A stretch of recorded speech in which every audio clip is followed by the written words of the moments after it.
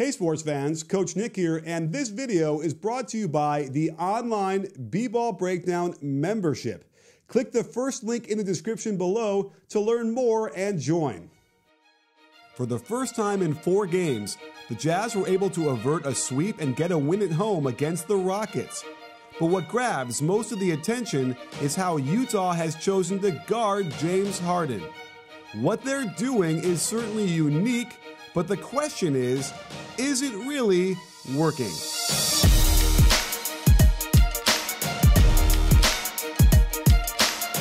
Let's quickly look at what earned them a tough win last night. Obviously, we should start with the incredible scoring output from Donovan Mitchell.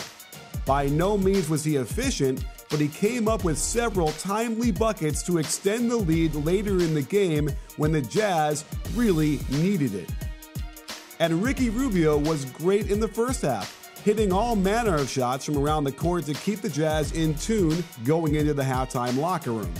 Now let's look at the unique positioning of defenders guarding James Harden that has garnered most of the headlines. We saw the Bucks do it earlier this season in spurts, and the Jazz have embraced it wholeheartedly by basically playing all the way to his side and sometimes getting behind him. The goal is to prevent him from taking what has turned into a lethal step-back three-point shot. They want to funnel him towards the basket with hopes he'll pull up for an inefficient two-pointer, or better yet, find himself on the other end of a highly contested or blocked shot by the Stifle Tower, Rudy Gobert. Harden also led the league in free throws by a huge margin, and the knock on him is that he won't get those same calls once the referees use playoff rules on him. And there is certainly some evidence of this, as I think we can all agree that the contact we see on these plays would have normally got him right to the foul line if this were the regular season. I charted all the shots he took against this defensive alignment, and if the goal was to take away his three-point shot, it hasn't really worked that well. Through 4 games, he's shooting 8 for 15 from behind the arc against this defense, and getting off almost 4 attempts per game doesn't seem to be limiting the volume of his shots either. The strange thing about defending him on his left side is that it allows him to sidestep to his right, which is the direction he wants to go in order to shoot this, since it naturally aligns his shooting hip and elbow with the rim. The vast majority of his step-back shots are to his right, so perhaps the Jazz should try and flip this and send him to his left. I believe this tactic would at least lower the amount of three-point attempts he would take. Something Harden has been doing is to make contact with the defender using a jab step in his direction, then stepping sideways and back to get plenty of room for the shot. This is what makes Harden so hard to stop. If you give him more room to avoid that contact, then he's even more open. Now let's look at the drives and how effective Rudy has been as a point man on defense. Against this radical shift, he's shooting 9 for 17, which is right in line with his regular season percentage on shots around the rim and an uptick compared to his floaters. The Jazz want to position Gobert on the block on the strong side if they can, but the issue I see is that all too often, Gobert ends up contesting these shots with his feet either inside the restricted circle or standing right on top of it. I'm sure he's worried about the lob, and we'll get to that later, but on many of these, it just looks like he's half a step late reacting to Harden's attack. Against this defense, Harden has turned the ball over 8 times when he's tried to force passes into tight spaces on the run.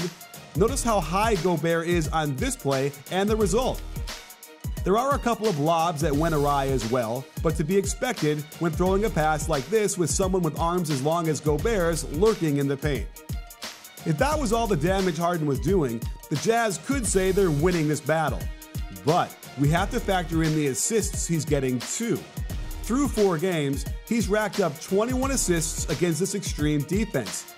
13 of them are to cutters to the hoop, primarily lobs to Capella because it's clear that Rudy must step up, and the Rockets are doing a good job of having that side clear, not allowing the Jazz any sort of help defenders to bump down. Even when there are Rocket players on the same side of Capella, they're three-point shooters, and no one is willing to leave them to help for fear of giving up the shot Houston really wants. James Harden's skills didn't appear overnight. He worked for years to unlock his game, and if you're looking to do the same, then you simply must check out Point Guard College. With their intelligent approach to teaching the game, you'll learn what it truly takes to become great. With camps in over 30 states and Canada, PGC will unlock your true potential and transform you into the best player you can be. If you aspire to being a playmaker like Steph Curry or Lou Williams, there is no better environment than PGC. PJ Tucker has been the biggest beneficiary of these shots, and notice how they're wide open corner threes, the deadliest shot of them all. Playing him at center puts the Jazz in a bind. It's a pretty simple formula. Send Tucker to the weak side corner, knowing that his man has to help on Capella.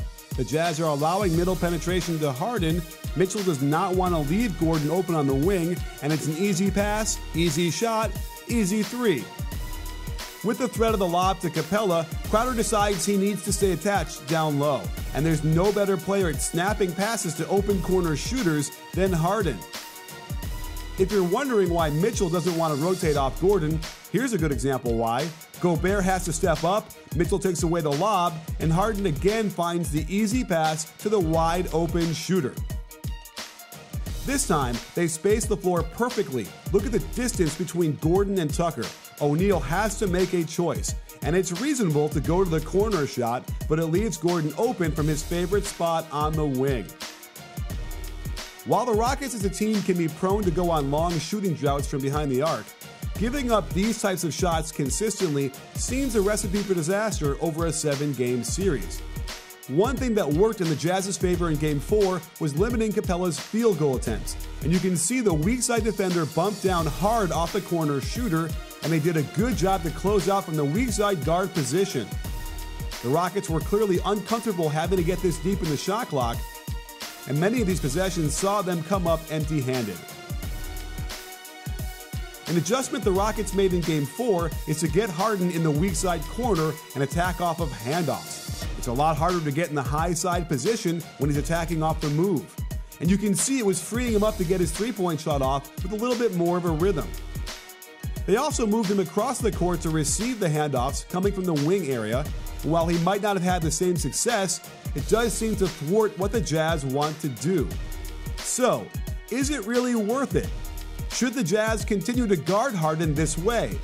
The numbers indicate it's not really working, although your eyes might tell you it's disrupting his natural rhythm, and that's a good thing. But in the end, it almost doesn't matter. In the playoffs, the way to gauge success of your game plan is to look at the wins and losses. And right now, it's the Rockets who look like they're going to blast off. Sports fans, Coach Nick again, and thanks for watching. If you enjoyed this video, then I've got a new online basketball membership where I share with you the best of what NBA teams are doing to help you be more successful on the court. Click the first link in the description or the pinned comment below to learn more.